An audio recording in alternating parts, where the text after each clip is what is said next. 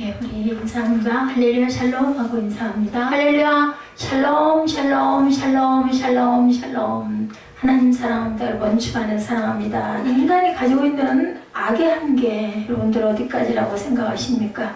사회에서 여러 가지의 그 악행들이 굉장히 많이 일어나고 있습니다. 아주 악한 세상이 되어버렸어요. 성경 속에서 그 모습을 찾아본다면 이스라엘 백성들의 악한 모습을 볼 수 있는데 그들은 하나님 그대로 돌아오려고 했건만 그들은 무시하고 외면을 하죠. 오늘 제목이 돌아오라, 이스라엘 리턴 투 미, 나에게로 돌아오라 이런 말씀입니다. 말씀이 육신이 되어서 오신 하나님까지도 그들은 저주하지 않고 십자가에서 결국은 죽이죠. 이것이 인간의 악의 끝이 아닐까 하는 생각을 해봤습니다. 오늘날 이루 말할 수 없는 악행이 저질러지고 있는 것은 시작에 불과하죠. 그들의 악행의 끝은 하나님을 대적하고 예수 그리스도를 십자가에 못 박아 죽이고 주의 종들을 핍박하고 죽이는 자리에 에르미야도 그렇게 해서 돌아가죠. 오늘 본문 31절까지 쭉 읽어보시면서 어때요? 그렇게 에르미야가 부르짖고 이스라엘 사람들에게 너희들이 이렇게 하다가 결국은 죽을 것이다, 망할 것이다 계속 그 소리 할 때 여러분들이 만약에 그 시대에 살았던 백성들이었다면, 이스라엘 백성들이었다면 어떨 것 같아요? 미울 것 같지 않아요? 그죠? 죽이고 싶을 것 같아요? 그렇게 악한 얘기를 너희들은 그렇게 결국은 버림을 당하리라고 계속 얘기하죠. 그래서 4절에도 보면 너희 묵은 땅을 갈고 가시던 물에 파종하지 말라고 얘기합니다. 그리하지 아니하면 너의 악행으로 말미암아 나의 분노가 불같이 일어나 사를 것이다 라고 말하죠. 스스로 할례를 행하라. 그래서 4절에 마음의 가죽을 베라, 이게 뭐야? 할례를 얘기하는 거죠. 4장에서 하나님은 돌아오겠다고 북이스라엘 백성들에게 말씀합니다. 본문에도 돌아오겠다는 말만 하지 말고 진실로 돌아오겠다면 그 행함을 보이라 이렇게 강조하시죠.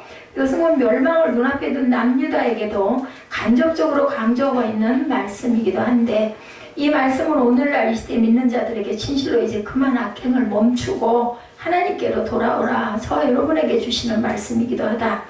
돌아오되 어떤 모습으로? 진실한 모습으로 돌아오라. 그냥 흉내만 내지 말고 진실한 모습으로 돌아오라. 말만 앞서는 그런 너희들은 되지 말고 마음을 찢고 회개하는 모습을 보이라는 겁니다. 회개라는 것은 우리의 생각 자체를 돌이켜서 방향을 바꿔가는 것을 회개라고 하죠. 깨닫기는 합니다. 많이 깨닫기는 하는데 방향을 바꿔가는 걸 안 합니다. 오늘 이 시간 우리 모두 하나님 앞에 마음을 찢는 시간 되시기를 주님의 이름으로 축복합니다. 첫 번째, 너의 마음의 가죽을 베라고 하죠. 1절에서 4절까지 우리 다시 한번 보죠. 여호와께서 이르시되 이스라엘아 내가 돌아오려거든 내게로 돌아오라. 내가 만일 나의 목전에서 가증한 것을 버리고 내가 흔들리지 아니하며 진실과 정의와 공의로 야훼의 삶을 두고 맹세하면 나라들이 나로 말미암아 스스로 복을 받고 자랑하리라. 야훼께서 유다와 예루살렘 사람에게 이와 같이 이르노라. 너희 묵은 땅을 갈고 가시던 물에 파종하지 말라. 유대인과 예루살렘 주민들아 너희는 스스로 할례를 행하여 너희 마음 가죽을 베고 나 야훼께 속하라. 그리하지 아니하면 너희 악행으로 말미암아 나의 분노가 불같이 일어나 사르니 그것을 끌 자가 없으리라. 마음의 가죽, 마음 어디다 할례를 해라? 마음밭에 할례를 해서 바뀌라, 회개하라는 말씀이죠. 3장 끝에서 돌아오겠다는 북이스라엘 백성들에게 하나님은 진실로 돌아오겠다면 그 징표로 4가지를 말씀합니다. 첫째는 가증한 것을 버려라 1절에 말씀하죠. 가증한 것은 곧 우상을 말씀합니다. 하나님의 보시기에 우상들은 가증스럽고 더러운 것이다. 북이스라엘 백성들이 진실로 회개했다면 우상을 버리라는 거죠. 말로만 하나님을 믿고 살겠다고 해놓고 우상을 버리지 않고 있다면 진실로 회개한 자들이 아니라는 말씀입니다. 예수님을 진실로 여러분들 믿으시는지 한번 생각해 보십시오. 진실로 예수 안에서 살기를 원하시는지, 예수가 진실로 나의 구원자하고 나의 죄를 십자가의 피로 대속해서 내가 이제 구원받은 새 생명이 됐고 영생의 반열에 들어갔다라고 여러분들 믿으십니까? 그렇다면 예배 시간에 어떻게 해야 될 것인가? 하나님이 정말로 계시다면 우리의 모습이, 자세가 어찌 되어야 할 것인지를 한번 생각해 보시기 바랍니다. 진실로 회개했다면 세상의 돈이나 권력과 명예나 부귀 영화를 의지하고 바라보고 사는 것보다는 하나님을 더 의지하겠죠. 열왕기상 18장 21절에 엘리야가 모든 백성에 가까이 나아가 이르되 너희가 어느 때까지 둘 사이에서 머뭇머뭇 하려느냐. 야훼가 만일 하나님이면 그를 따르고 바알이 만일 하나님이면 그를 따라가라고 이야기를 합니다. 너희 생각에는 무엇이 옳은 것 같으냐? 그럼 옳은 대로 가라는 거예요. 중간에서 이리도 못 가고 저리도 못 가고 어정쩡하게 있지 말고 중간은 없죠. 천국 아니면 지옥입니다. 생명 아니면은 사망입니다. 여러분들 생각하시기 바랍니다. 어떤 것도 하나님의 예수의 내 마음속에 더 사랑하고 더 관심 있는 것이 있다면 그것은 우상임을 깨달아야 되겠다. 아무리 사랑하는 아내가 너무 귀해도 아내보다 더 귀한 분은 하나님이시라는 것을 우리가 알아야 된다. 아내도 누가 주셨어요? 하나님이 주셨죠. 남편도 하나님이 주셨습니다. 둘째로 진실과 공평과 정의로 행하라. 이전에 나타나 있죠. 진실과 공평과 정의는 진실로 회개한 자에게 나타나는 열매이죠. 자신의 죄를 진실로 회개한 자는 거짓되게 살 수 없고 불의와 타협하면서도 살 수가 없는 겁니다. 그렇기 때문에 우리는 진실과 공평과 정의를 해가고 살아야 된다. 하나님이 원하시는 할례는 육체적인 할례가 아니라 무슨 할례? 마음의 할례라고 얘기하죠. 이것이 바로 진실과 공평과 정의의 결과가 마음의 할례가 됩니다.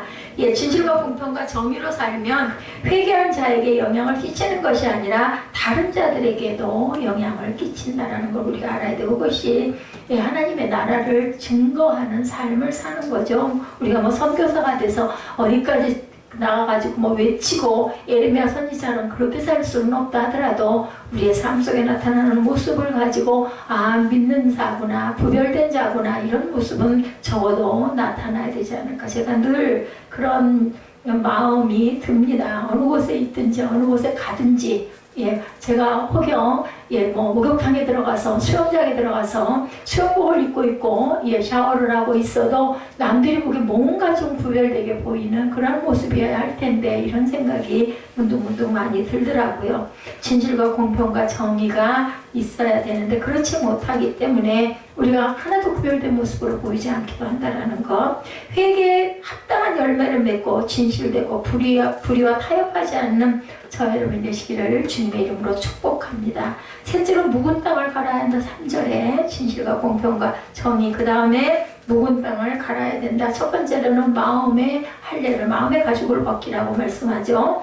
그리고 셋째로 묵은 땅을 갈아라. 그냥 가시도 험불 땅에다가는 무엇도 파종하지 말라고 말씀하죠. 하나님 회개의 징표로 묵은 땅을 갈 것을 요구하시는데 묵은 땅은 한 번도 경작하지 않은 처녀지 땅을 가리킵니다. 따라서 묵은 땅을 갈라는 것은 토양을 개간하라는 말로서 수확을 기대할 수 있는 땅으로 새롭게 개간을 하라는 게 영양분도 주고 갈아엎기도 하고 그죠? 물도 적당히 뿌려주어 가지고 거기다 무엇을 심었을 때 잘 자라게 하는 그런 땅을 만들라는 거죠.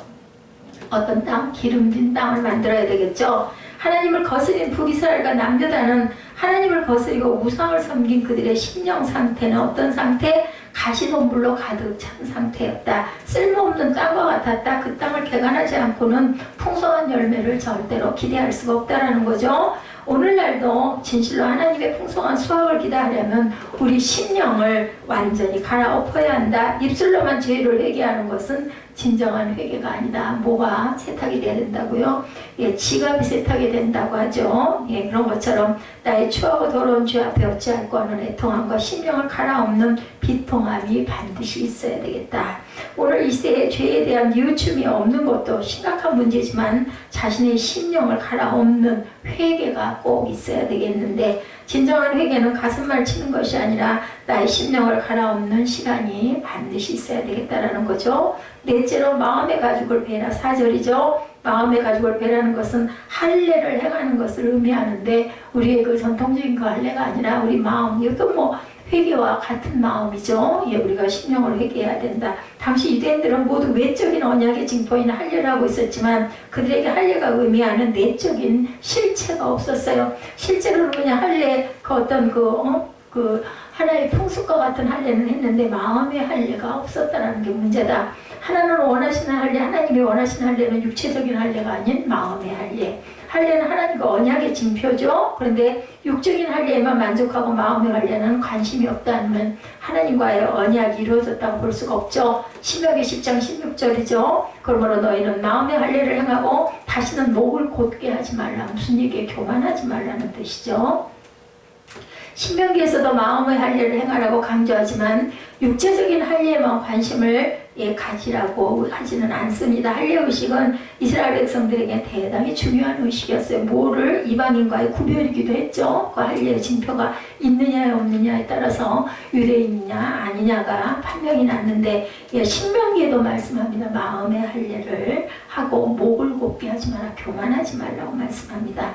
자, 로마서 2장 28, 9절이죠. 무릇 표면적 유대인이 아니요 표면적 육신의 할례가 아니니라. 29절에 오직 이면적 유대인이 유대인이며 할례는 마음에 할지니 영에 있고 율법 조문에 있지 아니한 것이라. 그 칭찬이 사람에게서가 아니요 하나님에게서니라. 이렇게 말씀합니다. 할례는 마음에라. 영적인 할례를 해야만이 하나님과 진정한 언약이 이루어진다라고 말씀을 합니다. 하나님 앞에 육신을 가지고는 설 수가 없죠. 하나님은 영이시기 때문이죠. 로마서 8장 7절에 보면 육에 속한 자는 하나님과 원수가 되고 하나님의 법에도 굴복하지 아니할 뿐 아니라 하나님을 기쁘시게 할 수 없다라고 이야기합니다. 여러분들은 영에 속하시기 바랍니다. 다시 말해서 육신의 할례로만 끝나버린다면 하나님과 원수가 된다. 구별된 삶을 살 수가 없다. 신약에 와서 마음의 할례를 하라고 명령하시죠. 그 마음의 할례란 무엇일까? 예수 그리스도의 할례를 가리키는데 골로새서 2장 11절입니다. 또 그 안에서 너희가 손으로 하지 아니한 할례를 받았으니 육의 몸을 벗는 것이요 그리스도의 할례니라. 이렇게 말씀합니다.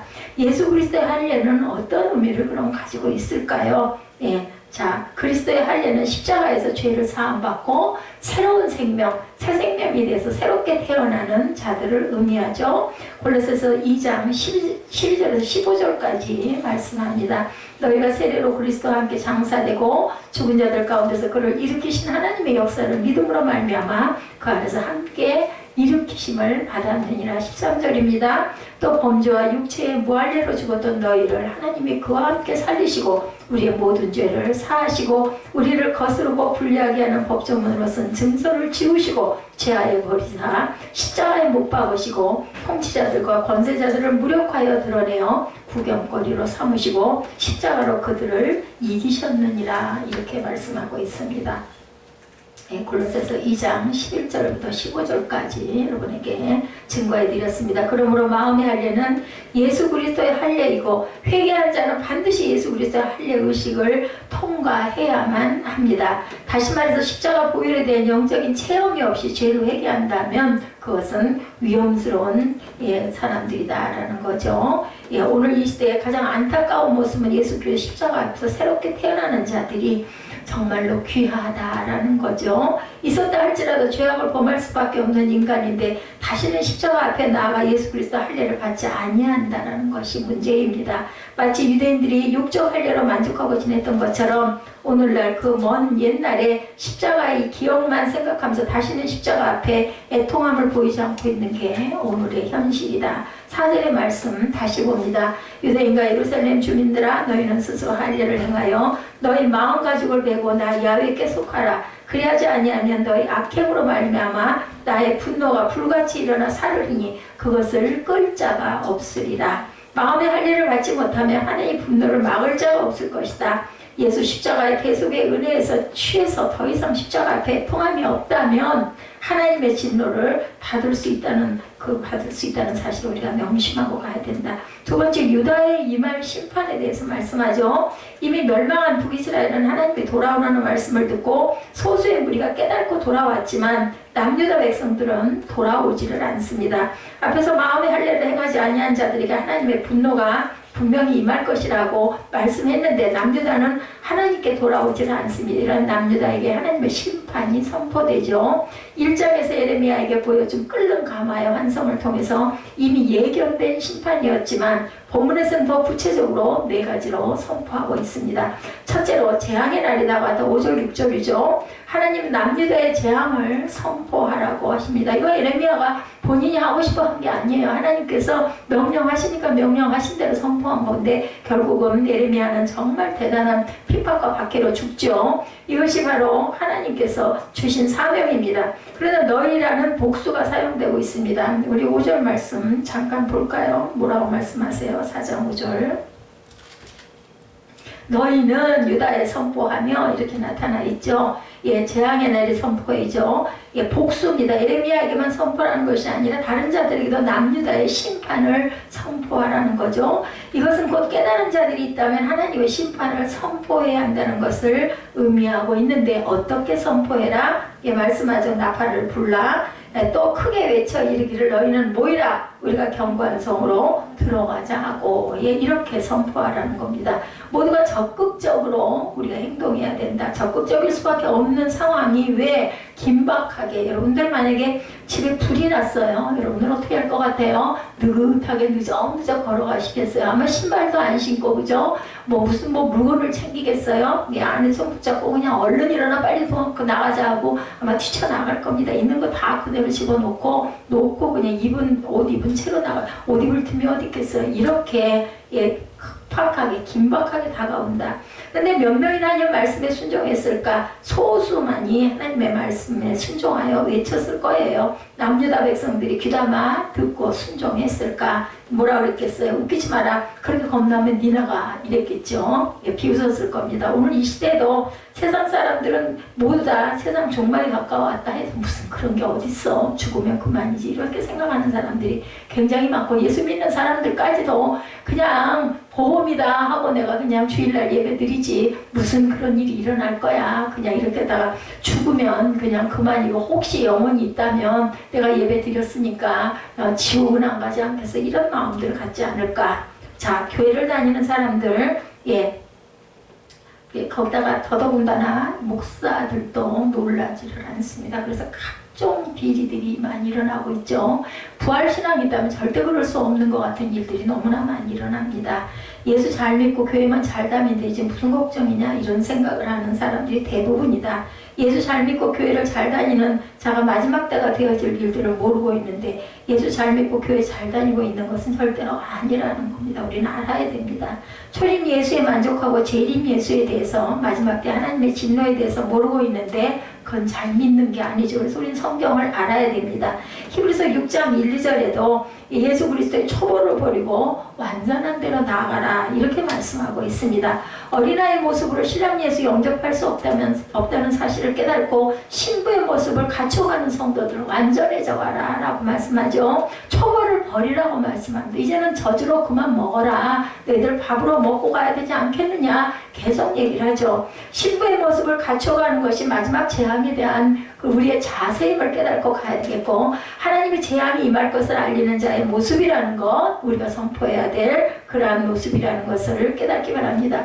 여러분들이 말씀에 집중을 안 하기 때문에 찬양에 제가 중점을 두고 찬양 시간이 좀 길 거예요. 어떻게 하면 가사에라도 혹시 은혜를 받지 않을까 아니면은 영상에서라도 혹시 뭔가 좀 그렇구나 이런 발견을 하지 않을까 아주 안타까운 심정이에요. 예, 왜 이렇게 예배가 긴 거야. 그냥 간단하게 찬양 몇 곡 하고 그냥 말씀 짧게 그냥 다 아는 내용인데 그냥 읽고 넘어가도 되지 이런 생각도 아마 하시는 분도 계실 거예요. 근데 글쎄요 제 입장 제 마음은 아마 예레미야 같은 마음이 수천만 분의 1이라도 있지 않을까. 뭐 좀 들었으면 좋겠고 뭐 좀 깨달았으면 좋겠고 뭐 조그만한 변화가 있어서 그 시발점에 대해서 좀 바뀌어왔으면 좋겠고 대표비들을 내 입술로 고백함으로 하면서 거기서라도 뭔가 경건의 모습이 좀 갖춰줬으면 좋겠고 살아있는 성령의 말씀이 임했으면 좋겠고 이런 소망이 너무 절실하고 너무 마음이 안타깝습니다.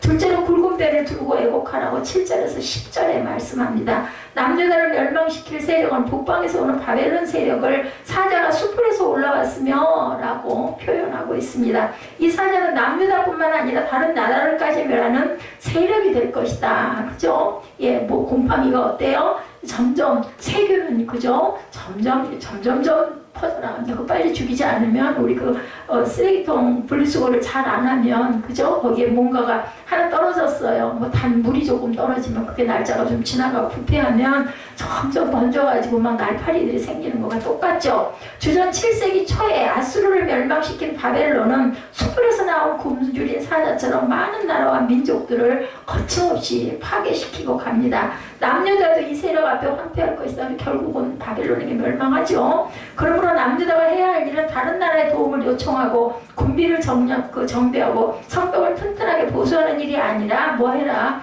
하나님 앞에 회개하는 일이 첫 번째 급선무다라고 얘기하십니다. 왜냐하면 바벨론도 누구와 회하에 있어요? 하나님 손 아래에 있죠. 바벨론은 이스라엘이 회개하지 않기 때문에 하나님이 도구로 쓴 그런 적국일 뿐입니다. 결국은 바벨론도 없어지죠. 바벨론을 통한 심판의 죄로 인한 하나님의 진노라는 것을 알아야 되는데 남유다 백성들은 이스라엘 백성들은 뭐만 무서워해요? 바벨론 나라만 무서워합니다. 그게 하나님이 말씀하고 계시고 하나님께서 그들을 조종하고 계신다는 것을 모르는 거죠. 왜? 눈에 보이지 않기 때문에. 눈에 보이는 걸 볼 줄 아는 축복이 있으시기를 주님의 이름으로 축복합니다. 9절에 보면 뭐라 그래요? 깜짝 놀랄 일. 왕과 지도자들은 낙심하고 제사장들은 놀라는데 선지자들은 더욱더 깜짝 놀랄 것이다. 선지자들은 누구예요? 하나님 말씀을 받아서 그대로 전하는 사람들이 선지자들이죠. 앞으로 일어날 일들에 대해서. 지금은 신구약 성경이 다 준비가 되어 있어서 거기에 하나님의 말씀이 다 살아있지만 그 시절에는 없었기 때문에 선지자들을 통해서 하나님의 영을 받은 자들이 입술로 선포한 부분들을 모아서 지금의 우리의 성경이 됐기 때문에 그때는 선지자들이 많았죠. 그들은 더 깜짝 놀랄 것이라는 겁니다. 9절이죠. 그날의 왕과 지도자들은 낙심할 것이며 제사장들은 놀랄 것이며 선지자들은 깜짝 놀라리라.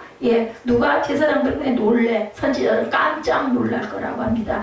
마음의 할례를 행하고 회개하지 아니한 자들은 그날의 하나님 진노 앞에 속수무책으로 놀라고 뭐 할 수 있는 게 아무것도 없어요. 그러니까 더욱 안타까운 것은 10절에 보면 에레미야가 하나님께 말하기를 하나님이 이 백성을 크게 속이셨나이다. 이렇게 고백합니다. 10절이죠. 내가 이르되 슬프도소이다. 주 야훼께서 주께서 진실로 이 백성과 예루살렘을 크게 속이셨나이다. 이르기를 너에게 평강이 있으라 하시더니 칼이 생명에 이르렀나이다. 이렇게 에레미야가 이렇게 부르짖죠. 이 말은 하나님의 백성들을 속인 것이 아니라 거짓 선지자들이 하나님의 이름을 이용해서 너에게 평강이 있으리라. 어때요? 거짓 선지자들은 정말 달콤한 말 많이 속삭입니다.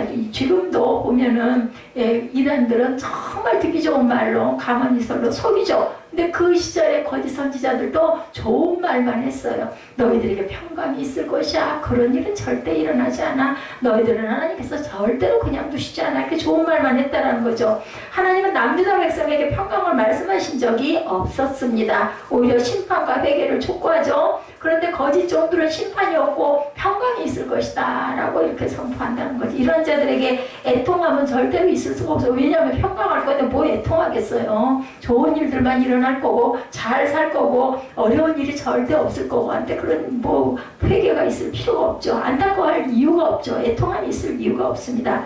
마지막 때에도 그들이 평안하다 안전하다 할 그때에 어때요? 임신한 여자에게 해산의 고통이 이룬 것 같이 멸망이 갑자기 이르리니 결코 피하지 못하리라. 데살로니가 전서 5장 3절입니다. 결코 피하지 못하리라고 얘기합니다. 이것이 여러분들 어째 그런 일이 있겠어인데 여러분들 자연재해 요즘에 일어나는 거 보면 뭐 예견이 되십니까?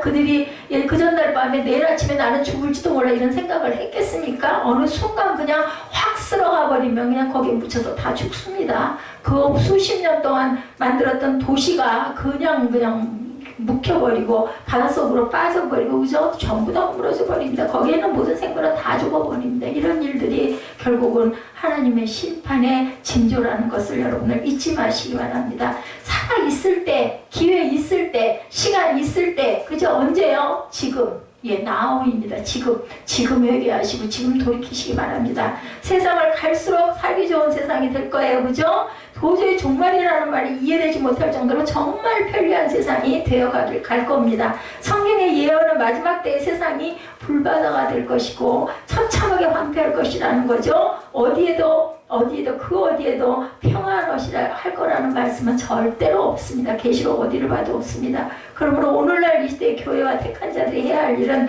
날마다 회개하는 마음으로 살아가면서 그리스도의 십자가의 능력으로 살아간다는 것을 고백하는 저와 여러분들이 되셔야 되는 것을 절대로 잊지 마시고 깨달으시기 바랍니다. 셋째로 북방에서 오는 재앙은 네 가지로 임할 것이다. 선포하죠. 11절에서 13절입니다. 바벨론의 네 가지 재앙은 광야의 뜨거운 바람, 재앙 같을 것이고 구름 같을 것이고 회오리 같을 것이고 독수리보다 빠르게 임할 재앙이다. 재앙들이 있지 않습니까? 벌써부터 징조가 광야의 뜨거운 바람은 시로코라는 무시무시한 사막의 열풍으로 이 바람이 지나간 곳에는 모든 식물들이 말라 죽어버린다고 합니다. 북방의 바벨론 세력은 남유다 온 땅을 철저하게 파괴시킬 것이고 그리고 또한 구름 같다는 것은 빽빽한 구름처럼 밀려올 것이라는 거죠. 회오리 바람 같다는 것은 위협적인 재앙이 될 것이라는 뜻을 갖고 있습니다. 또한 독수리 같다는 것은 아주 빠르게 재앙이 임할 것이라는 것을 상징합니다. 이러한 무서운 재앙이 빠르게 찾아올 터인데 남유다는 회개하지 않는다.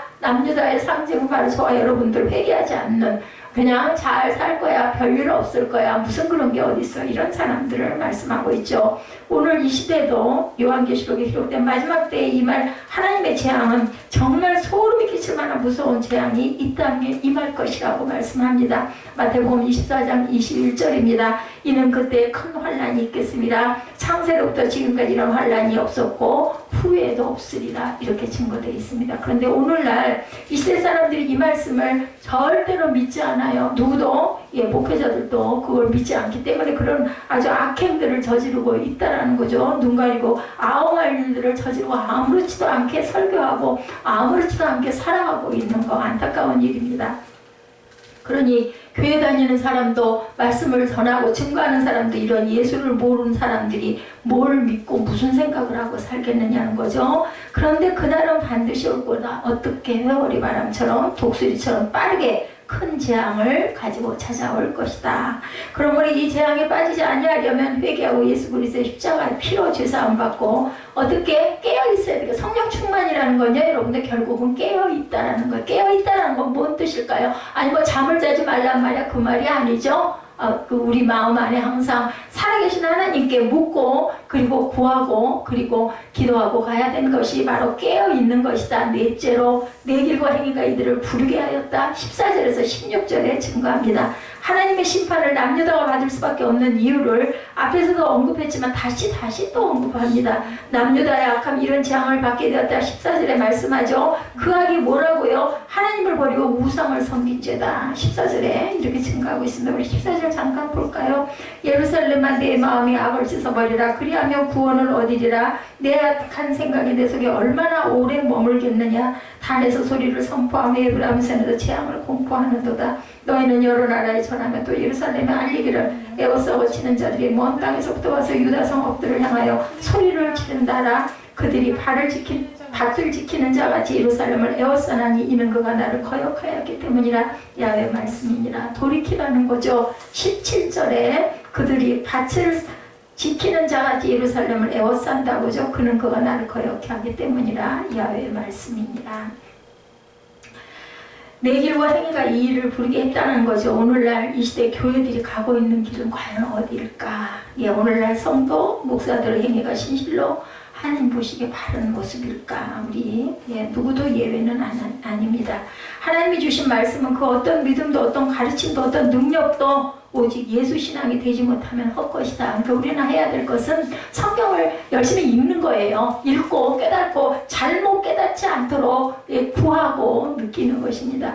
혹여라도 제가 말씀 전할 때 뭔가 좀 이상하게 가고 있네라고 여기시면 반드시 제게 말씀해 주시기 바랍니다. 저는 성경을 바르게 전하려고 최상의 그 노력을 하고 있는 사람 저는 모릅니다. 뭐 아는 거 여러분이나 저나 제가 기억력이 더 흐리기 때문에 더 전해놓고도 잊어버리기도 잘합니다. 근데 정말 온전한 말씀만 전하려고 애를 쓴다라는 것만 기억하시고 잘못된 부분은 분명히 말씀해 주시기 바랍니다. 18절 끝에 말씀해 보면 이는 내가 악함이라 그 고통이 내 마음에까지 미치느니라 말씀합니다. 세 번째 에레미야 선지자의 애통함이죠. 그렇게 애탄 마음으로 전해도 조금도 변하지 않는 남유다 백성의 모습에 에레미야 선지자가 애통합니다. 에레미야 선지자가 이런 애통을 할 수 있었던 것은 남유대의 마지막을 심령으로 또는 환상으로 볼 수 있었기 때문이다. 아니, 기도할 때 느끼고 기도할 때 감동이 오고 기도할 때 환상이, 이런 환상이 보였다면 어떻게 증거하고 전하지 않겠어요? 저 같아도 당장에 가장 가까운 내 가족에게부터, 내 자녀에게부터 그걸 전하고 정말 그렇게 못하도록 아마